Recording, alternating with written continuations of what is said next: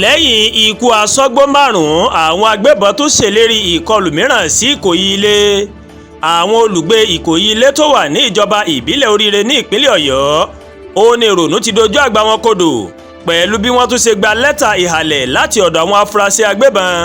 Èyí mà wáyé lẹ́yìn ọjọ́ díẹ̀ tí àwọn afurasí agbébọn tí wọ́n ṣe ìkọlù sí ọ́fíìsì àwọn òṣìṣẹ́ aṣọ́gbó ọba ní ibùgbé wọn tó wà ní ìjọba ìbílẹ̀ Oríire ní ìpínlẹ̀ Ọ̀yọ́ tí èèyàn 5 sì pàdánù ẹ̀mí wọn. Àwọn lẹ́tà ọ̀hún ó mà ló mà tẹ oníròyìn lọ́wọ́. Ó ní wọ́n mà fi sílẹ̀ ní ẹ̀yìn ilé kan tí ó jẹ́ ọmọ ìgbìmọ̀ ìjọba ìbílẹ̀ tẹ́lẹ̀ Fatai Saadu ní ọjọ́rú Wednesday tí ń ṣe ọjọ́ kìíní ọdún 2026. Lẹ́tà ọ̀hún ó ní wọ́n mà kọ ní èdè Gẹ̀ẹ́sì àti Yorùbá tí wọ́n sì jẹ́ kó di mímọ̀ pé àwọn yóò kọlu ìlú náà ní 20 oṣù kínní ọdún 2026 yìí. Wọ́n mọ̀ fọ́nmú pé kò sóhun tó lè dá wọn dúró láti má ṣe ìkọlù ọ̀hún ní ọjọ́ tí àwọn sọ.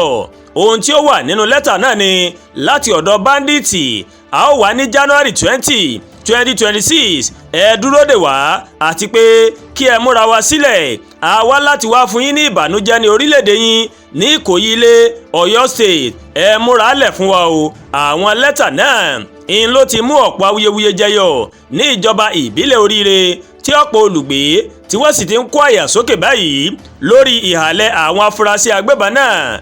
Nígbà tó ń sọ̀rọ̀ lórí ìhàlẹ̀ náà, agbẹnusọ iléeṣẹ́ ọlọ́pàá ìpínlẹ̀ Ọ̀yọ́ DSP Ọláyínká Àyànládé ó má fìdí lẹ́tà náà múlẹ̀ tó sì ṣàlàyé wípé iléeṣẹ́ ọlọ́pàá ti ń bá ẹni tí ó rí àwọn lẹ́tà náà sọ̀rọ̀ lọ́wọ́lọ́wọ́ báyìí láti lè ṣe àǹfààní fún ìwádìí wọn.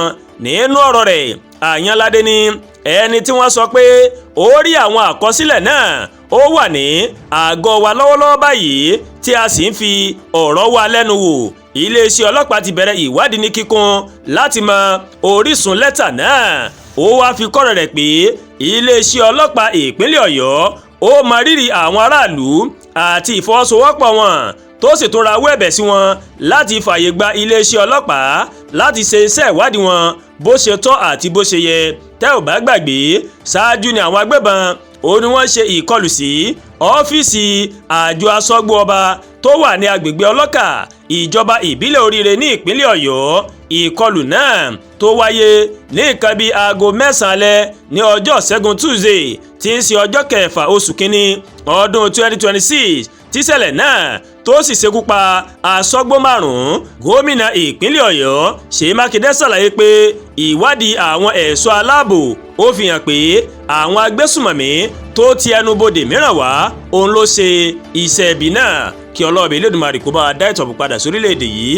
Àdúrà gba Olúwatóyìn ló ń kàròyìn sí létí láti kàn ní eyayorubaworldtv. Bẹ́ẹ̀ ṣe ń wò wá, ẹ bá wa like, ẹ bá wa share, ẹ bá wa comment. Ẹ má tún gbàgbé láti bá wa subscribe sórí YouTube channel wa, kẹ́ wá bá wa tẹ notification bell láti lè máa mọ àwọn ètò wa lọ́kọ̀ọ́jọ̀kan tó bá ti gorí ìkànnì yìí. Ẹ ṣé pọ̀ tẹ́ ń wò wá o. A kú ìsinmi àná, adẹ̀kú múraṣẹ́ tòní. Òní lọ́jọ́ ajé o. Kẹ́mi àti kárí ajé náà, kárí ajé lò, kárí ajé pè rán níṣẹ́ o.